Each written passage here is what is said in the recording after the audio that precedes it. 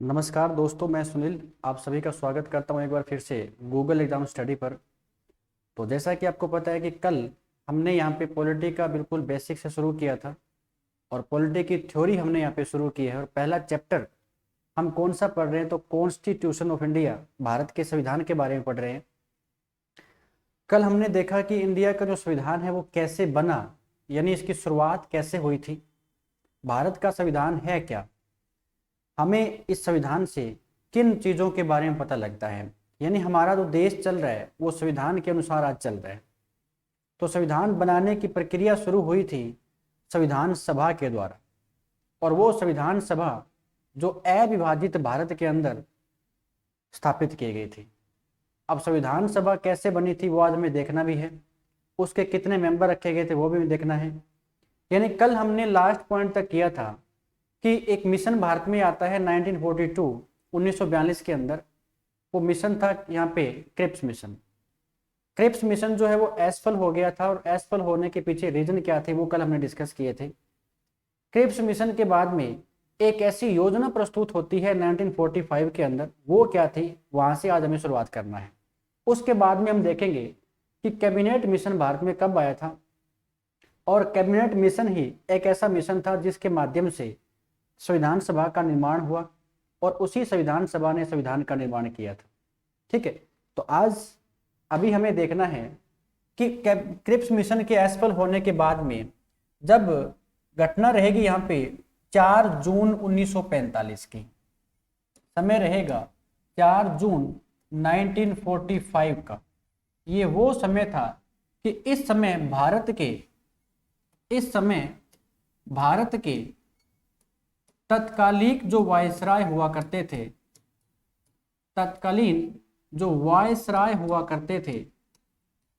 तत्कालीन वॉइसरॉय वो थे लॉर्ड बेबेल हुआ करते थे। इधर क्या होता है 1945 के अंदर, यूरोप के अंदर जब विश्व युद्ध की समाप्ति होती है तो कहीं ना कहीं भारतीयों को जापान के विरुद्ध इस युद्ध में शामिल करना था ब्रिटेन की तरफ से। तब यहाँ पे लॉर्ड बेबेल ने एक घोषणा की थी, और उस घोषणा के माध्यम से क्या योजना प्रस्तुत की थी वो हमें देखना है। और ये जो योजना है वो कब प्रस्तुत की गई थी? 4 जून 1945 को। इसे बोलते हैं बेबेल योजना। इसे क्या कहा जाता है? तो इसे बेबेल योजना कहा जाता है। अब इस बेबेल योजना के माध्यम से क्या क्या योजना यहाँ पे बताई गई थी वो हमें देखना है। तो इन्होंने कहा कि जब तक भारत का, यानी आजाद भारत, या मैं कह दूं कि भारत का संविधान बनेगा, तब तक हम ऐसा कह सकते हैं कि जो भारत में संवैधानिक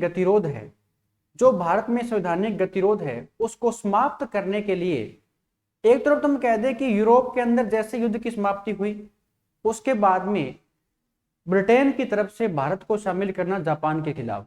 दूसरा, देश के अंदर इंडिया में जो राजनीतिक गतिरोध चल रहा है उसको समाप्त करने के लिए जो योजना प्रस्तुत हुई उसे कहते हैं बेबेल योजना।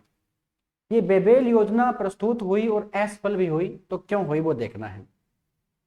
इस योजना के अंदर पहला पॉइंट क्या कहा गया था कि जो वायसराय की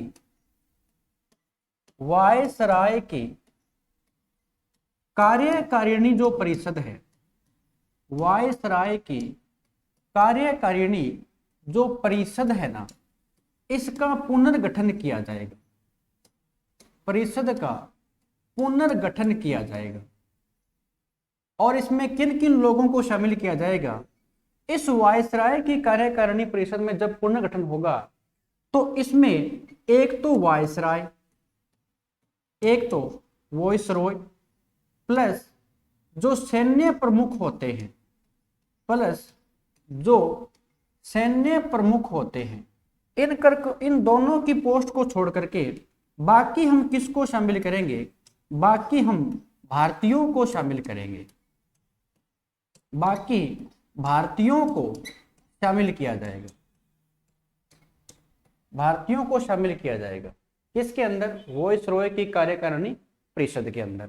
नेक्स्ट पॉइंट, और कहा कि जैसे ही ये सिस्टम हो जाएगा ना, यहाँ पे वॉइसरॉय और प्लस सैन्य प्रमुख, इन दोनों पोस्ट को छोड़ करके भारतीयों को शामिल किया जाएगा। और क्या कहा था, और ये कहा था कि जो स्वर्ण हिंदू है, जो स्वर्ण हिंदू है और जो मुस्लिम है, स्वर्ण हिंदू और मुस्लिमों को इस परिषद में समान प्रतिनिधित्व मिलेगा, समान प्रतिनिधित्व मिलेगा। चाहे वो स्वर्ण हिंदू हो चाहे मुस्लिम हो, दोनों को एक समान प्रतिनिधित्व मिलेगा। ये बात बोली गई थी वायसरॉय की कार्यकारिणी परिषद के द्वारा।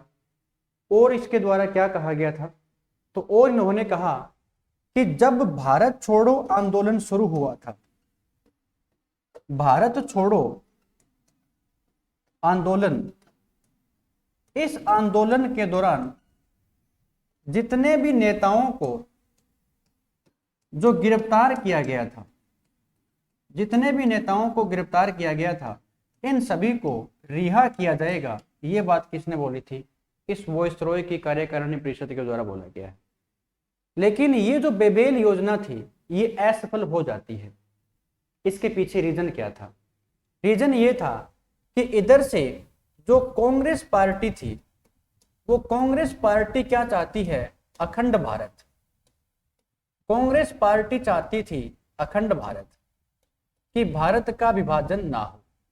और जो मुस्लिम लीग है वो क्या चाहती थी, तो मुस्लिम लीग आपको पता होगा किसकी मांग पर अड़ी थी, तो मुस्लिम लीग अलग से पाकिस्तान को चाहती थी कि हमारा एक अलग से क्या होना चाहिए, मुस्लिम बहुल प्रांत होना चाहिए और उस प्रांत का नाम क्या होगा, पाकिस्तान।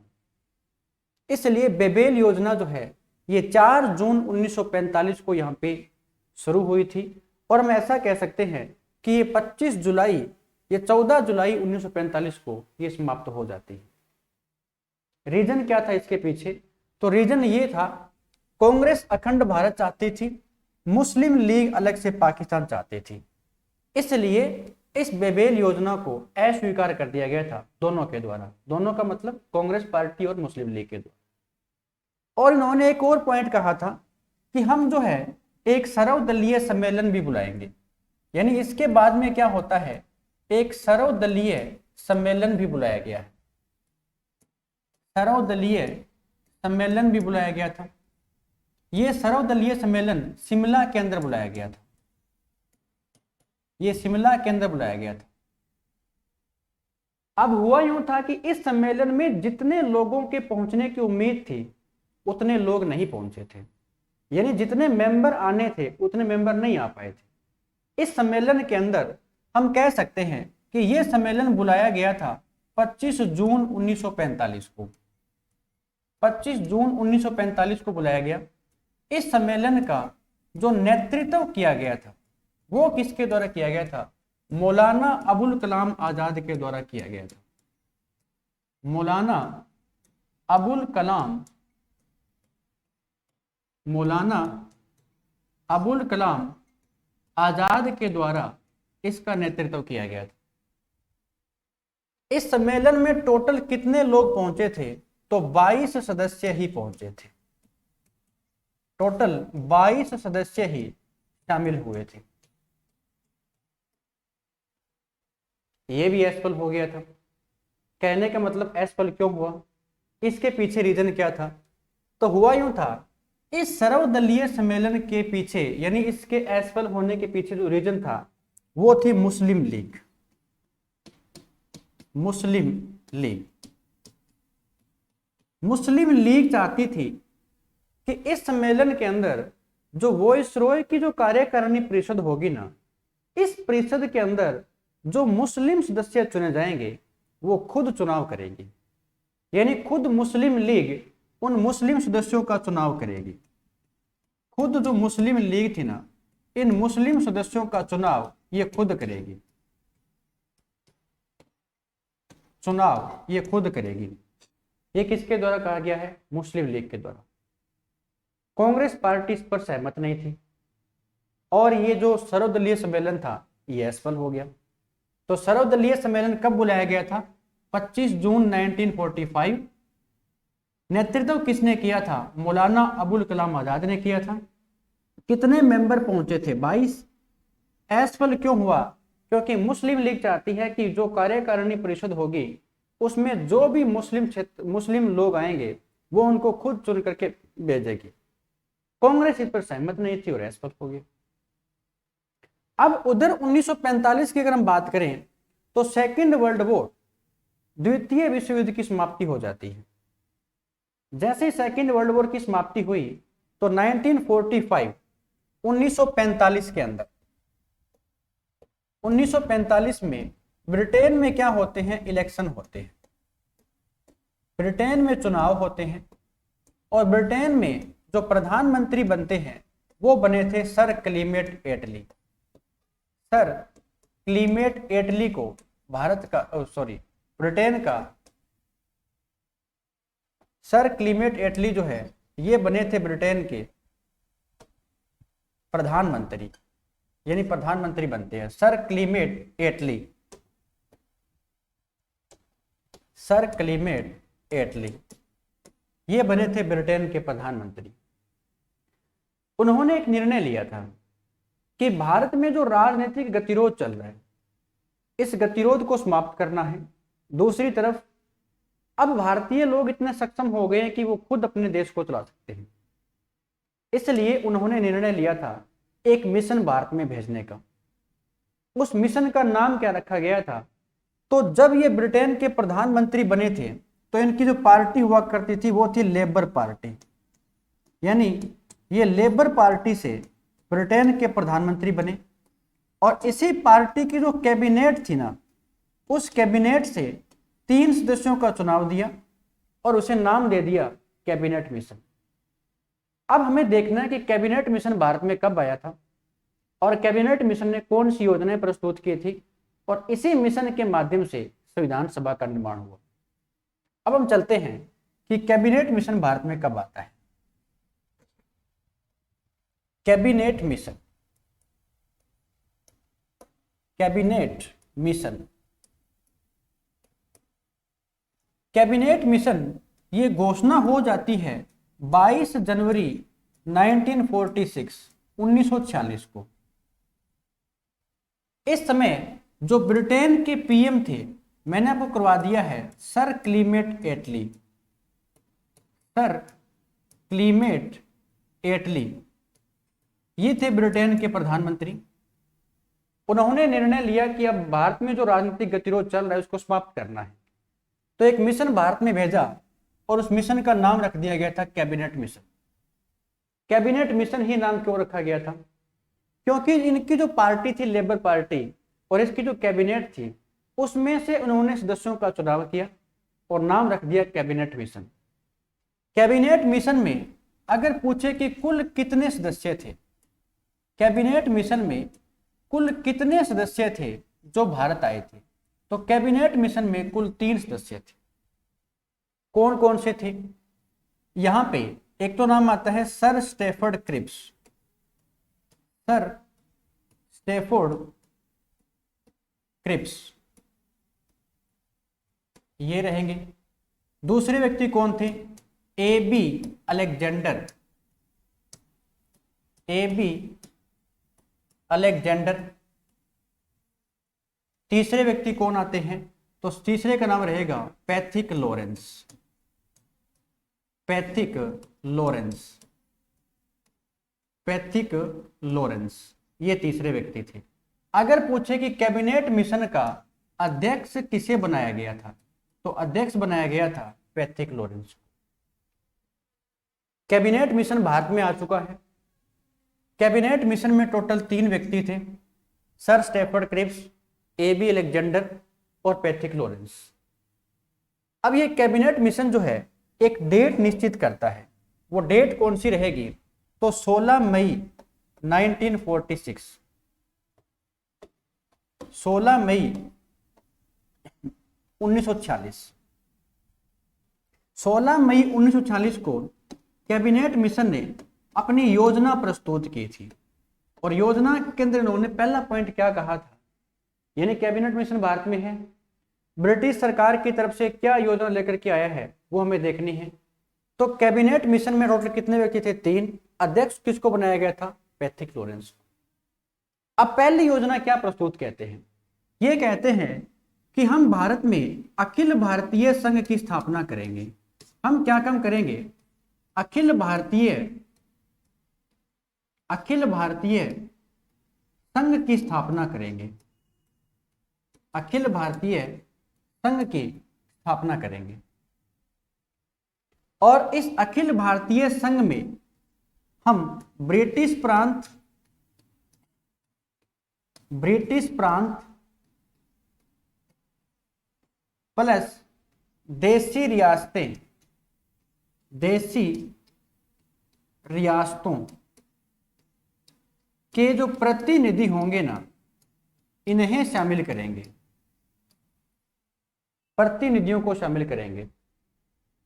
इस अखिल भारतीय संघ की अपनी तो क्या होगी, कार्यपालिका होगी, अपनी कार्यपालिका होगी, प्लस अपनी ही क्या होगी, इसकी विधान पालिका होगी, अपनी ही क्या होगी, विधान पालिका होगी। इस अखिल भारतीय संघ के अंडर में कौन कौन से विभाग रहेंगे, तो जो विभाग यहाँ पे इसको सौंपे गए थे वो विभाग कौन कौन से आते हैं कि एक तो रक्षा वाला जो विभाग है वो इसके अंडर में रहेगा, विदेश ये विभाग भी किसके अंडर में रहेगा, और तीसरा जो संचार प्रणाली थी, संचार प्रणाली वो भी किसके अधीन रहेगी, वो भी इसी के अधीन रहेगी, अखिल भारतीय संघ के अधीन। कवर हुआ। कहने का मतलब कैबिनेट मिशन भारत में कब आया था, तो कैबिनेट मिशन भारत में आता है 22 जनवरी 1946 को आता है। कैबिनेट मिशन में टोटल कितने व्यक्ति थे, 3 सदस्य थे, sir Stafford Cripps, AB Alexander और तीसरे पैट्रिक लॉरेंस। अध्यक्ष कौन थे, पैट्रिक लॉरेंस। योजना कब प्रस्तुत करते हैं, 16 मई 1946। पहला पॉइंट क्या कह रहे हैं कि अखिल भारतीय संघ की स्थापना करेंगे, इसमें ब्रिटिश प्रांतों और देशी रियासतों दोनों के जो प्रतिनिधि है वो शामिल किए जाएंगे। कार्यपालिका और विधान पालिका इसकी अपनी होगी, और इसके अधीन जो विभाग होंगे वो होंगे एक तो रक्षा वाला, विदेश और संचार प्रणाली जो है वो इसके अधीन रखे जाएंगे, और इन सभी के लिए जो धन एक्टर होगा वो यही करेंगे। पहला पॉइंट कवर हुआ। अब चलते हैं कि कैबिनेट मिशन ने अपनी दूसरी योजना के बारे में क्या बताया था, कि दूसरी योजना इनकी क्या थी। तो यहां पे हम कह सकते हैं कि जो कैबिनेट मिशन आया था इसकी दूसरी योजना क्या थी। इन्होंने कहा कि हम एक तत्कालीन अंतरिम सरकार का गठन करेंगे। हम क्या काम करेंगे, अंतरिम सरकार का गठन करेंगे, ये बोला इन्होंने, तत्कालीन अंतरिम सरकार का गठन करेंगे। अब अगर आपसे पूछ ले कि अंतरिम सरकार का जो गठन है ये कब होता है, तो अंतरिम सरकार का गठन हुआ था 24 अगस्त 1946 को होता है। 24 अगस्त 1946 को इसका गठन हो जाता है, किसका, अंतरिम सरकार। नेक्स्ट पॉइंट, अंतरिम सरकार में जो सदस्य संख्या रखी जाएगी वो कितनी रखी जाएगी, सदस्य संख्या कितनी रखी गई थी, तो अंतरिम सरकार में टोटल 14 सदस्य रखे गए थे। इसमें से अगर सही रूप में देखोगे तो कौन से किस किस के आ रहे थे, यानी कौन सी पार्टी के थे, कांग्रेस पार्टी जी थी ना, तो कांग्रेस पार्टी के 6 मेंबर रखे गए थे। जो मुस्लिम लीग थी, मुस्लिम लीग, इस मुस्लिम लीग के 5 सदस्यों को रखा गया था। एक इसमें रखा गया था भारतीय ईसाई, एक भारतीय ईसाई सीट होगी, एक क्या होगी, सिख होगी, और एक क्या होगी, पारसी होगी। ये सीटें थी मुस्लिम लीग के अंदर में। यानी अंतरिम सरकार का गठन हुआ 24 अगस्त 1946 को, सदस्य संख्या 14 रखी गई है। अगर पूछे कि किसके नेतृत्व में इसका गठन किया गया था, तो नेतृत्व अगर पूछोगे तो वो यहाँ पे पंडित नेहरू का रहेगा, कि पंडित नेहरू के नेतृत्व में इसका गठन हो जाता है। 24 अगस्त 1946 को। नेक्स्ट पॉइंट क्या आता है, अब यहाँ पे समय रहेगा 2 सितंबर 1946। ये वो दिन था जब पंडित नेहरू ने क्या काम किया था, पंडित नेहरू ने 11 सदस्यों के साथ 11 सदस्यों के साथ शपथ ग्रहण की थी, शपथ ग्रहण की थी। अब आप लोग ऐसा कह सकते हो कि यहां पर अगर 14 सीटें रखी गई है तो यहां पर 11 मेंबर ही क्यों आए। इसके पीछे एक रीजन था, ये जो मुस्लिम लीग है ना, ये लगभग पहले अपना काम क्या काम करती थी, ये बहिष्कार करने का काम करती थी। कहने का मतलब एक समय ऐसा था कि मुस्लिम लीग ने इस अंतरिम सरकार का बहिष्कार कर दिया था कि हम अंतरिम सरकार में शामिल नहीं होंगे। ये जो 11 मेंबर रखे गए थे, इस 11 में से यानी जो 11 सदस्य थे ना, इसमें से जो 3 सदस्य थे वो मुस्लिम सदस्य भी थे। 3 मुस्लिम सदस्य रखे गए थे। ध्यान रखना कि मुस्लिम सदस्य थे, मुस्लिम लीग के मेंबर नहीं थे, ये मुस्लिम सदस्य थे 3। अब बाद में जब मुस्लिम लीग को यह एहसास हुआ कि अगर हम इसके अंदर नहीं रहेंगे, यानी अगर हम इस अंतरिम सरकार का हिस्सा नहीं रहेंगे, तो हम जो अलग से पाकिस्तान की मांग कर रहे हैं, हमारी सुनवाई कौन करेगा। तो बाद में इसने एक डेट को चुना और वो डेट रहेगी 26 अक्टूबर 1946। ये वो दिन था जो मुस्लिम लीग है, जो मुस्लिम लीग है, मुस्लिम लीग भी इस अंतरिम सरकार में शामिल हो जाती है, क्योंकि इनको एहसास हो गया था कि अगर हम परिषद के अंदर नहीं रहेंगे तो हमारी कौन सुनेगा, अगर हम परिषद के भीतर रहेंगे तो हम अलग पाकिस्तान की मांग भी उठाएंगे। इसलिए अंतरिम सरकार का जो गठन है यह भी कैबिनेट मिशन के आधार पर ही किया गया था। इसका गठन कब हुआ था, तो 24 अगस्त 1946 को होता है। नेतृत्व किसने किया था, पंडित नेहरू ने किया था। कितने मेंबर रखे गए थे, टोटल 14 रखे गए थे। इस प्रकार इनकी सीटें निर्धारित की गई थी, लेकिन एक समय के लिए मुस्लिम लीग शामिल नहीं हुई थी। दूसरा पॉइंट, 2 सितंबर 1946 को पंडित नेहरू ने 11 सदस्यों के साथ में शपथ ग्रहण की थी। इन 11 में से 3 कौन थे, मुस्लिम सदस्य थे। लेकिन ध्यान रखना, मुस्लिम लीग के मेंबर नहीं थे, मुस्लिम सदस्य थे। जब बाद में 26 अक्टूबर 1946 को मुस्लिम लीग इसमें शामिल हो जाती है तो इन 3 सदस्यों को बाहर कर दिया गया। पता लग गया। कैबिनेट मिशन की दूसरी योजना यह थी कि हम अंतरिम सरकार को बनाएंगे।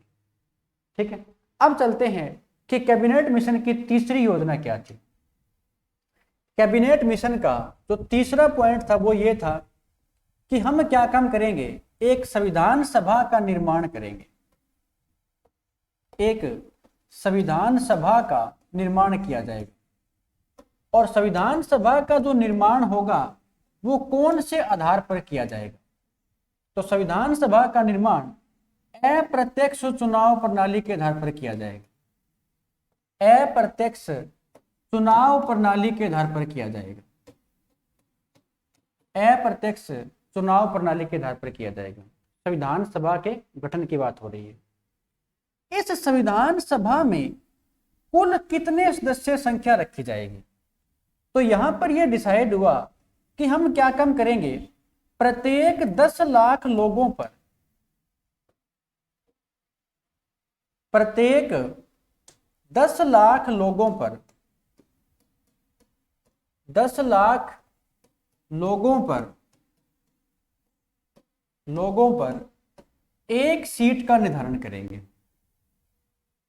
इसलिए हुआ यूं था कि कुल इसमें सदस्य अगर आपसे पूछ ले कि संविधान सभा में कुल कितने सदस्य रखे गए थे या कुल कितनी सीटें निर्धारित की गई थी, तो सदस्य चुन करके आए थे 389। क्यों? क्योंकि 10 लाख लोगों के ऊपर एक आना था। तो अगर हम बात करें उस समय देश की जो जनसंख्या थी, जो भारत की जनसंख्या हुआ करती थी, वो थी 39 करोड़ के आसपास। 39 करोड़ के आसपास थी। अब आप अंदाजा लगाइए कि 10 लाख लोगों के ऊपर एक व्यक्ति आना है, 39 करोड़ लोगों के ऊपर कितने आएंगे? लगभग 390। लेकिन यहाँ पे कितने आगे हैं? एक कम, यानी 389 सदस्य चुन करके सामने आए। इस 389 में से 292 जो मेंबर थे वो कहां से चुने गए थे? तो वो चुने गए थे ब्रिटिश प्रांतों से, ब्रिटिश प्रांतों से चुने गए थे।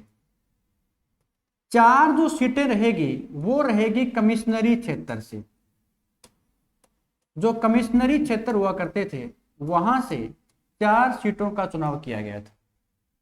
और इसके अंदर हम कह सकते हैं कि 93 मेंबर जो है वो देसी रियासतों से आने थे, देसी रियासतों से आने थे। और ये जो सदस्य होंगे ये मनोनीत होंगे और इनका क्या होगा? इनका चुनाव हो। अब हम क्या चीज पढ़ रहे हैं? कैबिनेट मिशन की तीसरी योजना, और वो थी कि हम एक संविधान सभा बनाएंगे और वो संविधान सभा ही क्या काम करेगी? भारत के संविधान का निर्माण करेगी। अब इन्होंने कहा कि प्रत्येक 10 लाख लोगों के ऊपर एक सदस्य को चुना जाएगा।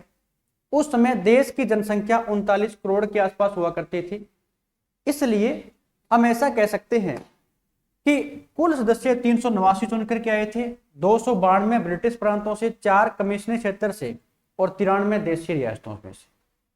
इसी 389 के अंदर 15 क्या थी? महिला सदस्य थी, 15 महिला सदस्य थी।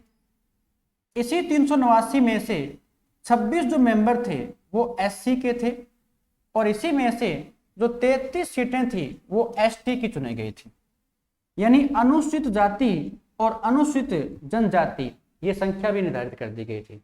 कई बार पूछ लेता है कि संविधान सभा के अंदर कुल कितने महिला सदस्य थे? तो 15 महिलाएं थी।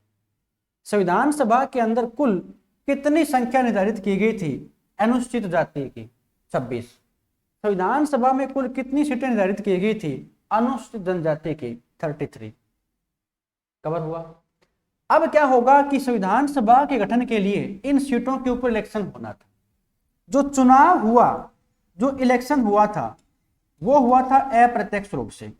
और चुनाव कब होता है? तो चुनाव हुआ था जुलाई अगस्त 1946 को। कितनी सीटों के ऊपर चुनाव हुआ था? तो चुनाव जो हुआ वो लगभग हम कह सकते हैं कि 296 सीटों के ऊपर चुनाव। 296 में से जब इलेक्शन हुआ तो 208 सीटें जो आती है वो कांग्रेस पार्टी को आती है। इसमें से 73 सीटें किसको आती है? मुस्लिम लीग को आती है। 73 सीटें किसको आएगी? मुस्लिम लीग को आएगी। और 15 सीटें जो आती है वो अन्य लोगों को आती है। क्लियर हुआ? यानी हमें क्या देखना है कि जब संविधान सभा बनी तो उसके जो इलेक्शन करवाए गए थे वो करवाए गए थे अप्रत्यक्ष चुनाव प्रणाली के आधार पर। कितनी सीटों के ऊपर हुए थे? 296 के ऊपर। 208 सीटें कांग्रेस पार्टी को, 73 सीटें मुस्लिम लीग को और 15 सदस्य जो है अन्य सदस्य थे यहाँ। ठीक है। अब क्या होगा कि जब यहाँ पे संविधान सभा का गठन हो जाता है, गठन तो हम कह सकते हैं कि अगर सही रूप में पूछे कि इसका गठन कब हुआ था तो गठन होता है 6 दिसंबर 1946 को। यानी संविधान सभा का गठन कब हुआ था? 6 दिसंबर 1946 को होता है। नेक्स्ट पॉइंट इसमें हमें क्या देखना है कि जब संविधान सभा की पहली बैठक होती है तो वो किसमें कौन कौन लोग भाग लेते हैं, कब हुई थी? एक पॉइंट हम और देख लेते हैं कि संविधान सभा की जो पहली तीनों बैठक होती है वो इंपॉर्टेंट रहती है। यानी अब हमें क्या देखना है, संविधान सभा की जो बैठक होती है वो कैसे होती है। संविधान सभा की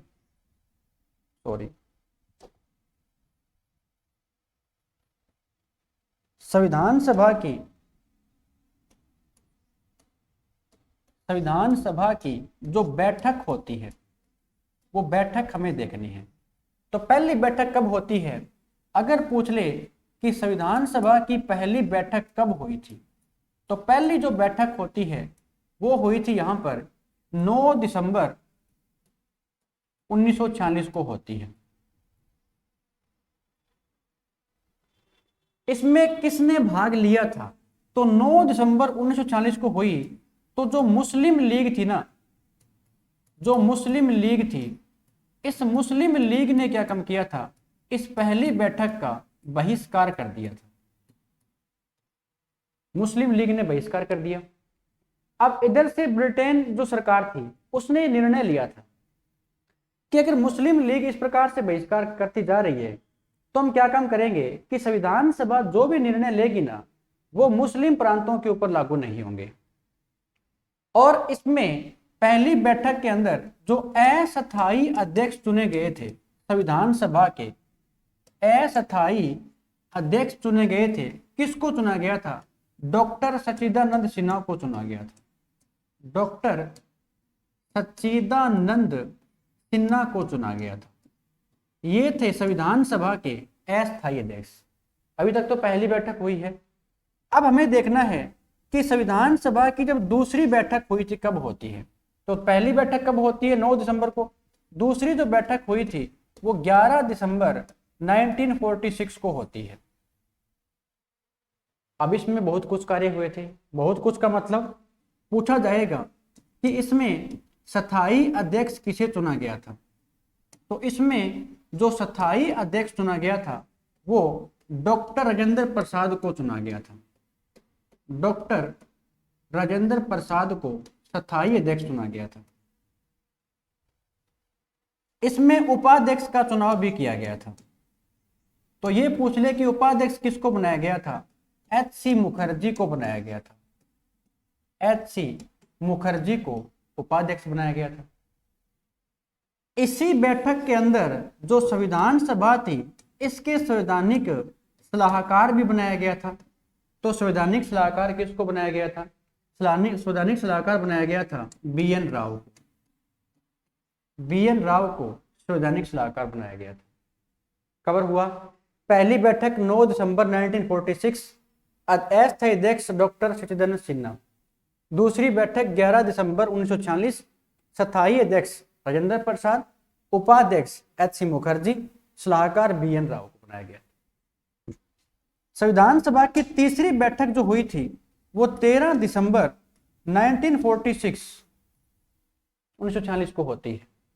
इसी बैठक के अंदर जो पंडित नेहरू थे, पंडित नेहरू ने एक उद्देश्य प्रस्ताव पेश किया था।